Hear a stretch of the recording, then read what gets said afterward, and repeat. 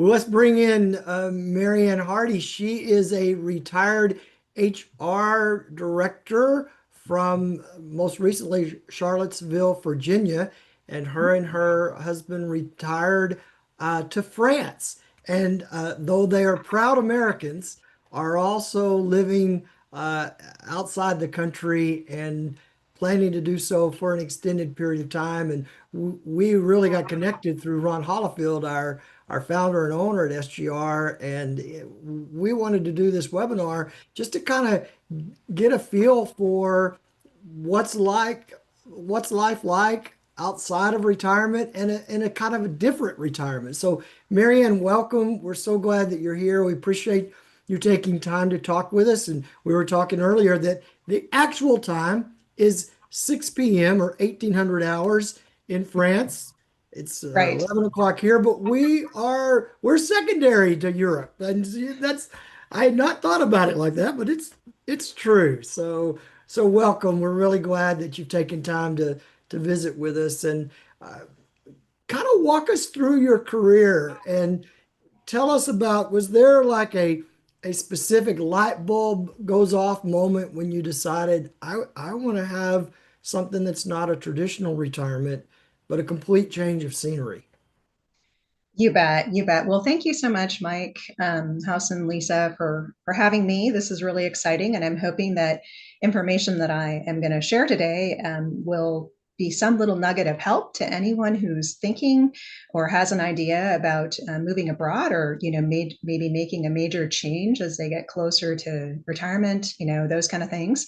Um, but yeah, very excited. And hello, everyone. And thank you for being here. So, my career started, I had an almost 20-year career in public sector for local government, mostly in the Pacific Northwest, Washington State specifically. I lived most of my life there, 40 plus years, and I had 14 and a half years with a charming little city, Puget Sound, population 40,000, just lovely. And I was there for 14 and a half years. And I left there as the HR director. And then I went to work for a city by the capital, which was way down south. And it was like moving to a different country. And after I was there for 6 months, COVID hit. So Wow. COVID really rocked my world, and I know that it really dramatically affected everyone else's. And that is when all of those House Hunters International shows caught up to me. And my husband and I said, "Look, he retired. He's a little older than I am, so he, said, okay, well, I'll just, hang on and wait until you're ready. But let's think about this." So we talked about it even then when I was back at the last city in Washington. But then COVID really impacted us health wise. And we made the decision that if we were going to try to live out a dream, we wanted to do it now. And maybe we could do that in the US. So we actually moved to Virginia because there was still land that was available for sale. And we thought, okay, we'll try kind of living off grid. My husband had gone to the country as a kid a lot to see his grandparents who were from Denmark. So, great opportunity. We went there, we missed the bubble. So then I took Mm. a job after about 6 months with a city in Central Virginia. And that was the light bulb moment. After I got there, I realized, you know what? No, life is too short. That was the most challenging and stressful job I've ever had. And like I said, life was too short. And that was the moment where, even in the very beginning, when I got there, I was there about 2.5 years. I said, nope, we need to talk about plan B. So that was Wow. it. That's Awesome. great. Yeah. Well, yeah, I love to, fast forward a little bit to Plan B. I'm not sure if that was France, but like I'd love to hear a little bit about, where you kind of landed. Maybe what did you expect? And then once you got there, what was the kind of first impression? Oh, great, great question, Hassan. So France wasn't, I would say, our first choice. Obviously, they speak a different language here. In fact, they speak several languages, it seems like, because we're really close to the border of Spain. And then there's also the Basque country. And yeah, that's a whole Mhm. rabbit hole. But we made a list. I am really big about, okay, even when we moved across the US, what was really important to us, right? And so when we considered what was the most important, the top three, for us, healthcare was really important. Having land, viable land with actual trees and springs, water sources, Mm, and then having I think the other part that was really important was just something very different to what we were used to. You know, the cookie cutter house is something that had some character. So as we started looking, we settled on Europe because safety was a big concern for us. And we felt that in Western Europe, some parts of Western Europe, we felt were more safer. So we ended up started looking at rentals. We decided in the summer, it was a very short period of time, house, and we decided in summer of 2024 we're moving, and it's going to be Europe, and we narrowed it down to three countries: Italy, France, and Spain. I wanted Spain. I'd taken 4 years of Spanish in high school. And Washington State, you know, there were a lot of people who spoke Spanish, so I thought this will be a shoe in. Well, they didn't have the land and the property that France had, and also the laws surrounding property ownership were very much more secure than what we were finding in other countries. And so we got connected to a realtor, an agent immobilier, that helped us do a house search and actually helped us rent our rental house that we lived in for a year so that we could get our visas to come over here. So where we landed is we actually landed practically next door to our agent immobilier. So we live in a town of 236 in the country of southwestern France. No, I don't live in a chateau. No, I don't live on the Med. The Med is 8 hours east of us, but it's beautiful. It's southwestern France, second department, Occitanie, and the name of the town is Vaduz. the deuce. Love that. Oh man, what a big change though. And you know, as is the case for a lot of people in their vocation, identity in local government really we get wrapped up in our identity and our jobs and our roles. Mm-hmm. And Mm-hmm.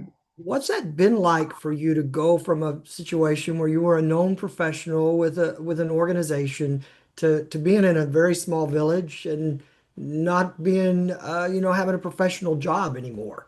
What's that been like for you? Yeah, that's a great question, Mike, because the kind of visa that I'm on, there are many different kinds of visas, and the process is not intuitive. It's not insurmountable, but it's not intuitive. And when we moved here, that was pretty much one thing that I had to agree to, was to not work. I cannot do Mm, any work, right? And so that was definitely something where I was like, I felt like, oh, you know what? That's part of my existence, right? I was so tied into work. But the funny part about it is I didn't miss work once, and I still haven't missed work once since I've moved here. We moved here in November of 2024. I've been so busy. We started, you know, immediately looking for a place that we could buy, because our intention was to settle here. After we lived here for just a few months, we knew immediately that we could easily live in this area. We have a group of expats. There's no Americans immediately around here. They're in a lot of the bigger cities like Bordeaux, Toulouse, Dordogne, a couple hours away from here. But um, we, at first, like I said, I was really worried that I would just mm. be bored or unproductive, only to find out that I was so busy, literally, that I slept better and lost weight, and just, you know, things, and the whole tranquil and calm happened. So all the things I worried about, it became more of I worried that I would wake up and find out that this was just a dream, right? That I was living in France. I never actually said, oh, I want to go back to the US, right? Oh, now this is great, but we may have a flood of people that contact their HR director and say, "Okay, I'm done. I heard what Mary Ann said. I'm done." So don't hold that against us, anybody. Oh, that's fascinating. I mean, I think as a futurist, some of the kind of research that I've seen implies that, questions what would the future be without work? right? Right. And, Right. society would fall apart. And, who knows what would happen. And I think your experience tells us that, maybe there could be some good things about that. And so, Right. um, however, one of the challenges that comes with that is, like identity. Work is so rooted in identity, that's really the hard part to shift, right? It's how we spend most of our time. It's how we introduce each other. So I'd be curious, I guess, how has the way you've seen yourself or, your sense of kind of identity shifted, when you're not working? Like how has Mary Ann kind of changed in terms of how you see yourself? Well, I'm sure, like many of the other public sector professionals on here, I really didn't have boundaries. And I worked 70, 80-hour work weeks. And when I went on vacation, I took my phone, I took my laptop, all the things that really never gave me a chance to recharge. And so coming here, I was forced to, especially since I discovered that my US phone didn't work the same. And those that still wanted to keep in touch with me had to use WhatsApp. It was no longer texting on a normal, like your normal Verizon or T-Mobile service, right? So that's how I discovered my real friends were. No, I'm just kidding. But I would say that the French here, what's really interesting, they don't care what you do. In fact, it's considered to be rude if you ask someone what kind of work they do. They're more interested in you as a person, what kind of things you're going to contribute to society, how you're going to integrate, what sort of social activities you're going to be involved in, what kind of groups, are you a good person? It was a really interesting thing. So a lot of it, I've been so busy learning French, wanting to really understand the culture, trying not to make faux pas, that this whole identity of who I thought I was when I was working, to me now it seems miles away, and I would say the stress that came with that is miles away. So we have a great group here of expats. Like I said, there aren't Americans, but the Canadians, they don't call themselves British or Brits. They're English, and they call themselves English. They're great, and they've been incredibly welcoming. I feel like we're learning several languages, right? Because you've got French, you've got all the dialects, and then you've got the English language, which is completely different because they have their own vocabulary. And sometimes you're like, I'm sorry, what did you say again? Can you spell that? Like an Allen key. They're like, do you have an Allen key I can borrow? And I'm like, do you mean an Allen wrench? Anyway, so it's really very different here. And I think that the important thing was sort of taking a step back and going, you know, my self-worth isn't tied to the work that I'm doing. Before, maybe there was a piece of that. There's a piece of pride. Here, it's the opposite. If you're talking about your job, it's looked at as, not really acceptable to be Wow, to be like that. that's fascinating. Those are some great insights. So, talk a little bit about hurdles, logistical or cultural hurdles that have been difficult to get over, or maybe surprising for you as well. So, one of the things that I did before I came here, I spent so many hours watching YouTubes, aside from the house hunters, which isn't necessarily realistic, right? They've already got their house picked before they even move to whatever country they're moving to, right? So, that's not really real life. What I did was I spent as much time as I could looking at expat groups and watching YouTubes of people moving and watching ones that I was kind of like, oh, that's a bit of a shocker, right? Because they don't, even some of the influencers don't tell you what things are really going to be like. And so, aside from doing a lot of research and making sure that I understood what the requirements were for the visa, because there isn't, you can go to the consulate, you can go to the French government, but it's not, as there are some things that are intuitive that you're going to do as part of the process, right? So that was really interesting. So I did a lot more research, and that's what I find is details. Sometimes details are missing. So you end up spending more time. It's helpful if you can get in touch with expats and people who've moved here, especially Americans, because if they're British or Canadian, it's not the same process, right? And little things like that. But I think for me, level setting expectations was something that I saw in one of the YouTube videos because I had a completely different idea of France. So my husband had this idea when we moved here that he was going to live in a mill house, what they call a moulin. And it's this beautiful, like one of the olive oil making or one of the flour making, wine Mhm. making mill houses, right? Yeah. Those things, a lot of them have not been kept up. They're full of rats. There's water damage, and me, I had this sort of fairy tale idea, more like I guess a really big sized cottage in the fields of Provence with all the lavenders, right? So, Yeah. he's got one idea. Oh, and by the way, very modern on the inside. No sort of muss, no mildew, Oh, no mice, no critters, right? Something completely different. I want the character idea in theory, but not actually to live in it, right? I don't want to deal with the dirt and all of that kind of stuff.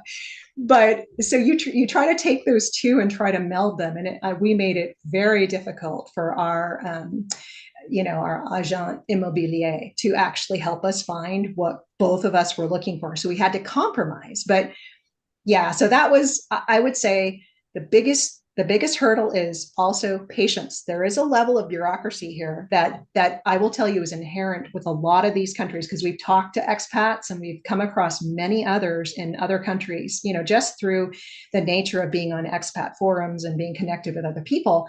And they all say the same thing. There's this hurry up and wait. So you may think something's going to happen in a time frame. Oh no, no, tack on quite a bit more time. You are forced to be patient here. Sometimes mail from the US will not get here at all, and other times it will get here and it's a month late or, something like that. So, but I mean, again, most things don't come by mail, right? You email, you do yes. those, so snail mail, but we're talking there are some agencies that still do mail and you're like, really, this is insane. But being patient, being willing to take the time and do the research, and also planning because we had such a short period of time before we moved, Mike. It was kind of like, okay, are we going to sell this stuff or are we going to give it away? And then we were putting our house up for sale too. So it was, and then getting a shipping container and the shipping strikes happened. So I could pretty much tell anyone who's interested, offline and wants to know more, look, here's some things you're really going to want to think about. It's not insurmountable. It does just require some commitment and the interest, right? Once you kind of have your area picked, it can all come together. You just have to be willing to realize that maybe what you think you have in mind, you have to be willing to be a little flexible. Awesome. So before Housen goes on, a question I want to ask is this: were there any moments in all of this that you guys thought, no, let's not do this, forget it, or were you When like, oh, we just crossed that border? Oh no, we were so committed that it was like, I swear, Mike, we had so many weird things come up before we moved that were, I was like, this is not a sign, especially the shipping strike. I mean, when was the last time there was a shipping strike, on the, right? That was like back in the 70s, right? I'm like, no, this is definitely not a sign of what things are like. But very strange things, knowing that the housing market was kind of being weird and there was a chance that our house could sit on the market for some period of time. And the housing market is very different here in Europe in general, and the house buying process is very different too. And once you commit to buying a house, you're committed. There's no getting out of it. You put your money Mm. down and you are committed.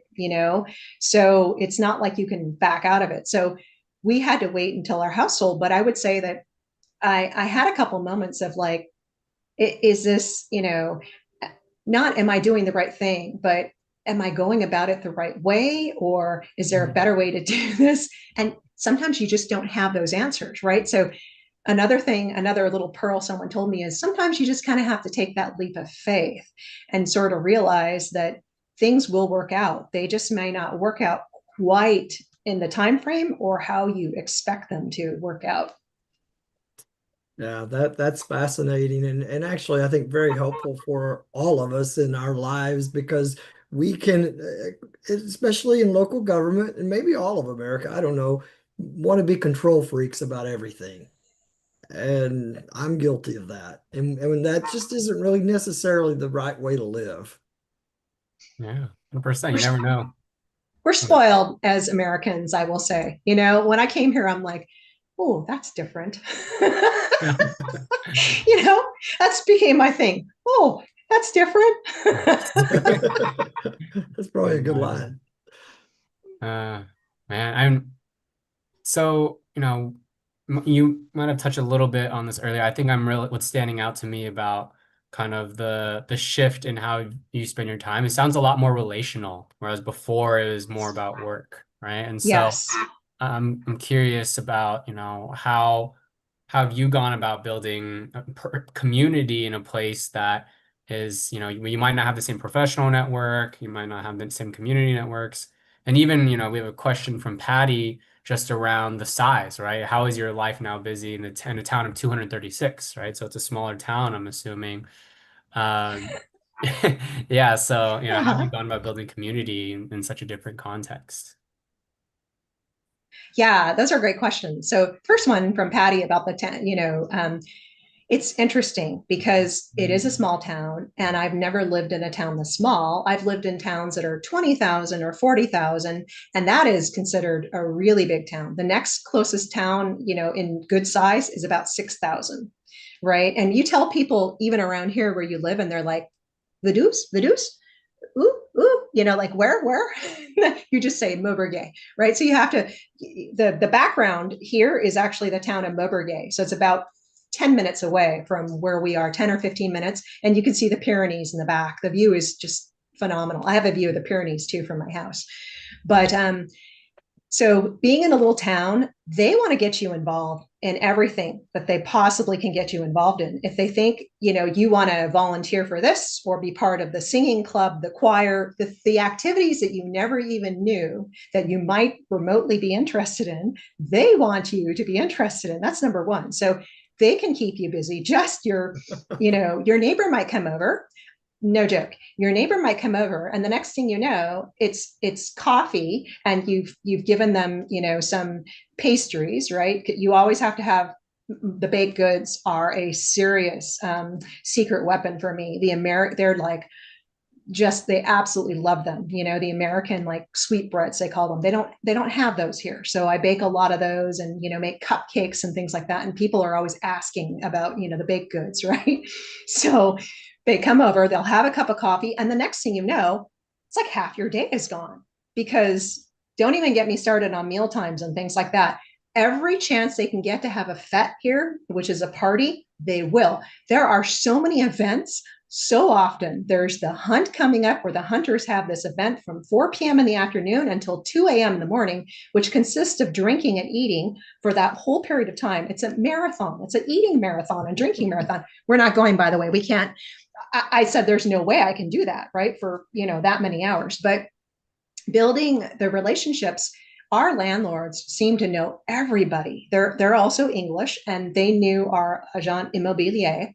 And then our agent immobilier consists of an English woman by the name of Barbara, and then a French woman by the name of Leah. And between the two of them, they seem to know everybody and our landlords. And they introduced us to everyone they knew, walking clubs, you name it, anything, the mayor. And so we constantly have, conversations with the mayor's husband of the, city or the town we used to live in. But there's a downside. You live in a town of 236, and then you have some paving work, some cobblestone work done in your driveway. Everybody has something to say about that. so so relationships, great expat forums. There's always a way to connect. The French are actually very welcoming, but you have to be willing to matriculate, be willing to integrate, and be willing to learn French. And you also have to be very patient, because sometimes they won't necessarily introduce, like our neighbor didn't introduce us with her name. It took a few times before she felt comfortable saying, okay, because it's like, okay, but I don't know you. I need to get to know you. Mhm. So building relationships now is more, we seem to meet someone new all the time, and we're trying to add more French neighbors and more French connections because they love to practice to speak English. They'll tell you, je ne parle pas anglais, right? Oh, please. And then they speak better, English than you speak French. So, Yeah. but Wow. yeah. It's neat. Well, we've kind of touched on this a little bit, but sometimes we don't know a culture, our own culture, until we're away from it. Mhm. So what insights has this experience given you about our culture that maybe you wish you'd understood at an earlier age? That's a really good question. I've thought about this a lot even before we came to France. And I think for me, I was not willing to take risks and not willing to be adventurous. I was very conservative. I was scared of moving, which, cracks me up. Oh, by the way, we'd never visited Europe before we moved here. We decided on France and we were pot committed, so to speak. It was like, not to say we were playing poker, but it was like, and my husband and I both agree, we made this pact, right? If we move here, there's no going back. And, we don't, we've kept it. But I would say that for me, it's taught I'm more adventurous, that I can, but also the things that I wished I hadn't waited to start some of the hobbies. I wish that I had explored some of the interests and taken the time to recharge, to really get a chance to actually have some time for me. I was always trying to make sure that I was, doing the best job I could at work, to the point where I think that other areas of life really suffered.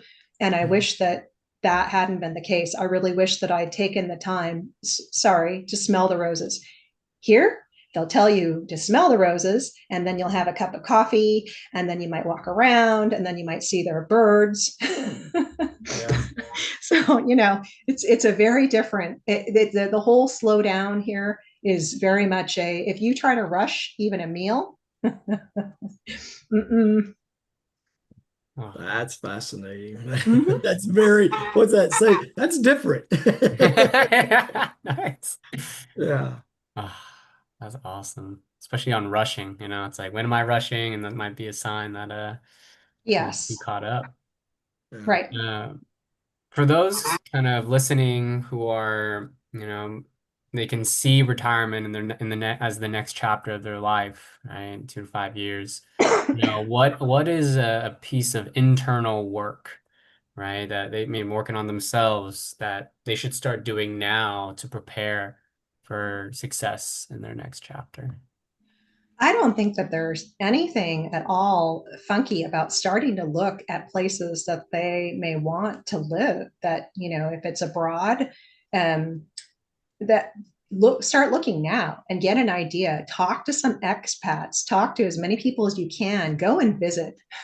I would definitely not say move to the country first, right? It just happened that that was our situation, but and it worked out, and we love France. I mean, really, this is actually the first home that's felt like home to me, and we've had 4 homes together, so that's really cool. But I would say visit some different countries, try some different things, and talk to some of the expats that are there. The locals, if you can speak the language, of course they'll talk to you, but the expats there, they do know the ins and outs. The ones that are living there, they really do, and they're willing to tell you kind of, hey, this is something you need to be aware of.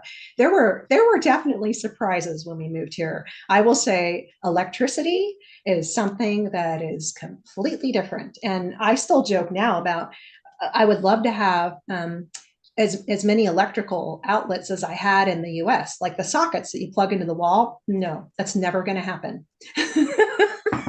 So, but so some of these things kind of become like a running joke for us. But um, and no, I don't miss the garbage disposal either. That was a topic of conversation we had with some expats a couple months ago about the garbage disposal. I'm like, no, I don't really miss that. But start looking, do your research, talk to some people, go visit some countries, and then if you think you might want to move to, say, Italy, there's nothing wrong with learning Italian. Let me tell you, I had a year of French, and I would say even that year of French from high school many years ago was helpful for learning the basics. And even if you use like Rosetta Stone, Duolingo, having some knowledge of it is really going to help you because, yes, it's completely different when you're speaking it, but that's okay. Okay, this is not Paris.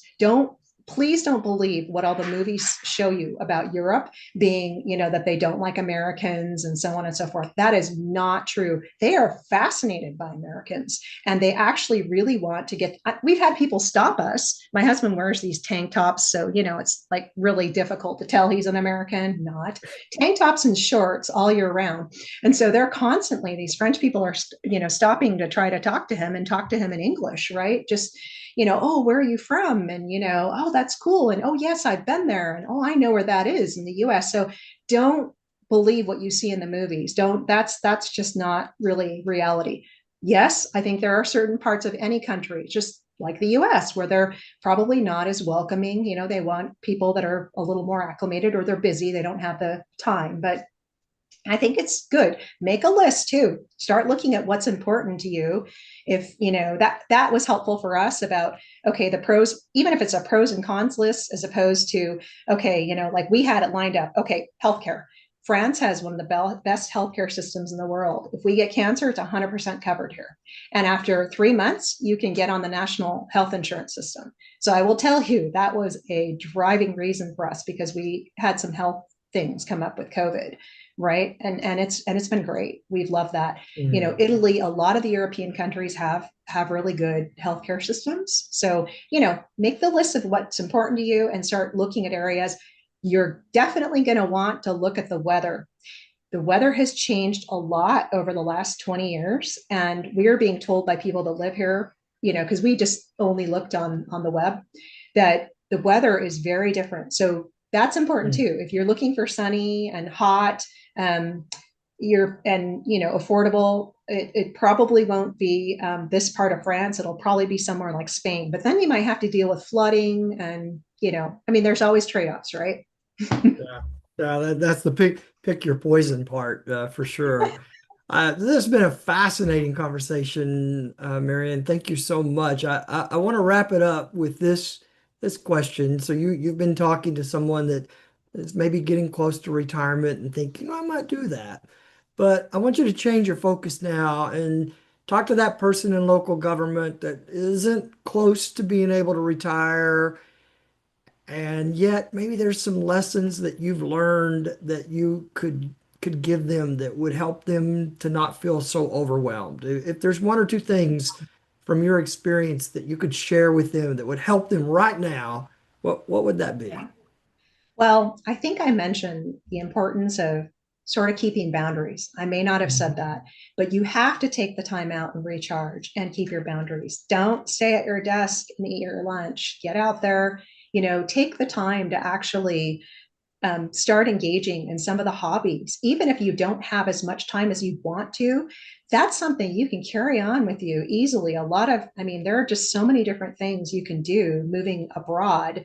If you decide to do that at some point, things that you can do to prepare yourself now, learn a different language. But I think the most important thing is self care. I know that that's something that's become very cliche, but I just mean, it's the weekend and your friends are calling or your family's calling and they want, to line up all these activities for you. You have to remember that if you don't take care of yourself, you're not going to be able to take care of anybody else. And you want to be the healthiest you can be, not only in your career, but also when you're done retire, at the point of retirement, because I wish I had made some different choices because I do have a few not super serious, but some health things that I'm working through, which is again why we're in France. But I will say, take care of you and make the time, and don't be afraid to set your boundaries, even if it's at work, because the work will still wait.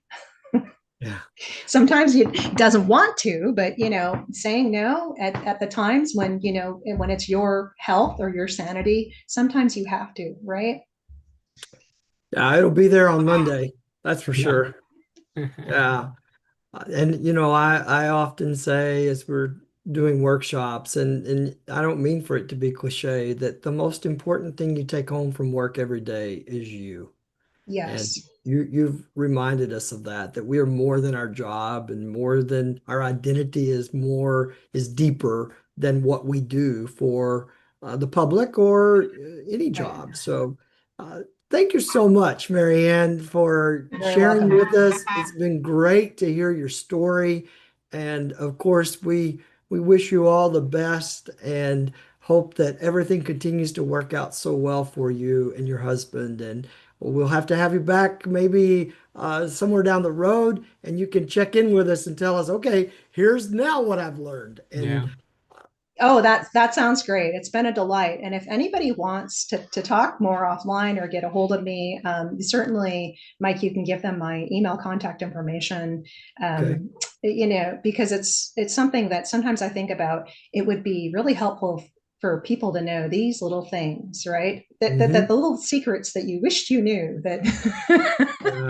but but anyway, I do want to say too, for those of you all of you who are working in the public sector, you guys have a tough job. So just hang in there. It's a thankless job, but thank you for your service. Yeah, that's well said. And thank you so much. And hope you've enjoyed this. Thank you again, Mary Ann and Halson. Great to see you. And thank you, Lisa Shook, for all your work behind the scenes. Hope you have a great rest of the day, and we will see you down the road. Bonne journée. Yes.